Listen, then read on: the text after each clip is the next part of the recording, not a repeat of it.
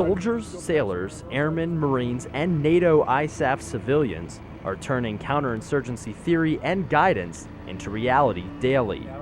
9 years of conflict in Afghanistan and Iraq has forged an educated and experienced military, well-versed in counterinsurgency operations. 9 total A&A checkpoints. These strategic captains and sergeants, versatile battlefield leaders, are enabling initiatives and managing programs that have redefined progress and development within Afghanistan. Red status. We've never had a professional military, that has been engaged in wars of such duration. But virtually any of our commissioned, warrant, and non-commissioned officers on the ground now have had at least one tour in Iraq or Afghanistan, and many have had multiple full-year tours, in some cases the surge tours, which were 15 months. So there's an extraordinary reservoir of experience and expertise.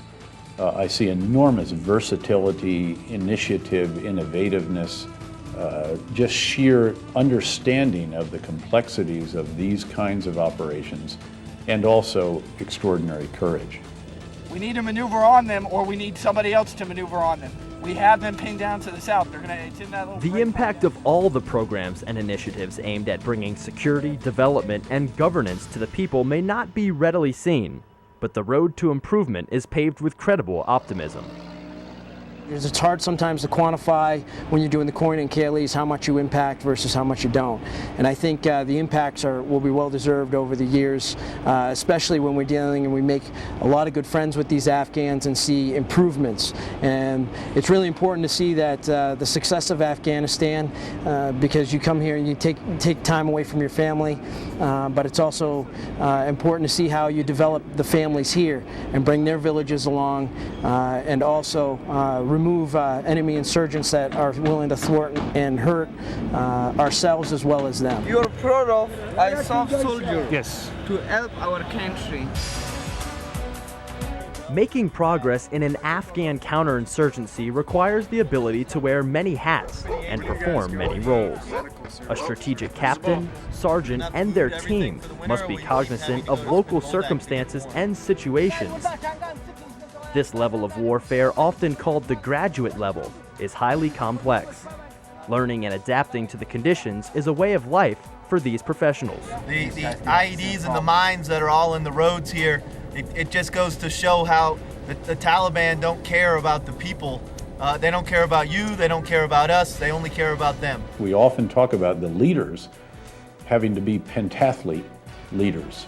In other words, they can do offense, they can do defense, they can also sit and drink tea in a key leader engagement. They can oversee reconstruction of areas that have been damaged, revive markets, and then go out that night on an intelligence-driven raid and kill or capture a serious Taliban leader.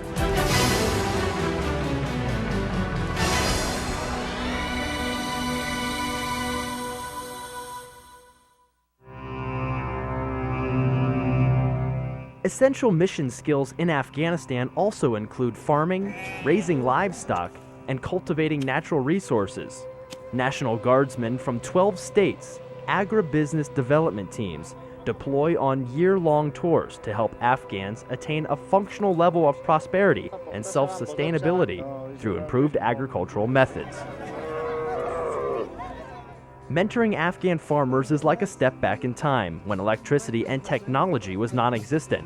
But the techniques employed by the agribusiness teams are anything but ancient. Well, the mission is to work with the government officials and Afghan farmers, providing them technical advice and planning for their future so that they can be more productive in their agriculture. Right now, most Afghan farmers are in a sustainment mode. They're producing barely enough to eat.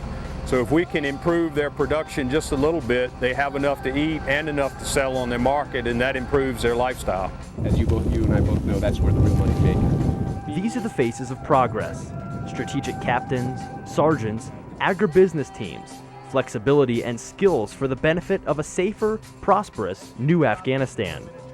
What must U.S. and coalition forces do in the next year to maintain and build upon the gains made?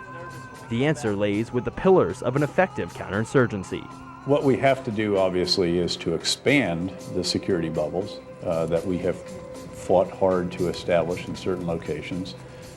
Within those bubbles, to build on the security foundation by helping our Afghan partners establish good local governance that achieves legitimacy in the eyes of the people because it serves them in an inclusive and transparent manner.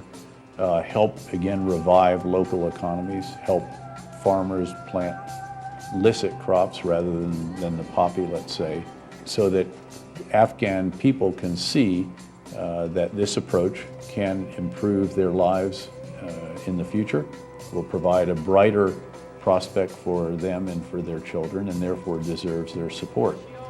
Support for security forces, local and national governments, and continued development provides a framework for a sustainable progress and hope. The rest is up to the future of Afghanistan, their education, their goals, and their dreams.